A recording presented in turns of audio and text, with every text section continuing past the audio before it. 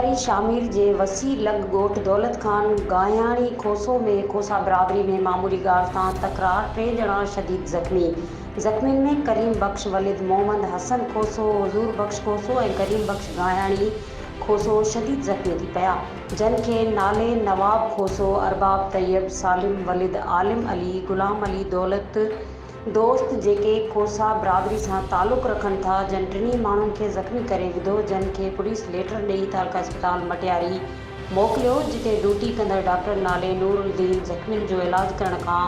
इनकार करे छॾियो। एतिरे में ज़ख़्मी जी हालत शदीद ख़राब थी वई, जंहिंखां पोइ ज़ख़्मनि सां गॾु आयल संदसि भाउ डॉक्टर ते जज़्बाती थी वियो, जंहिंखां पोइ डॉक्टरनि फर्स्ट एड ॾेई हैदराबाद रेफर कयो वियो। मज़ीद खबरों और तफसीलात के लिए विजिट करें हमारी वेबसाइट www.awamiNewsHD.com।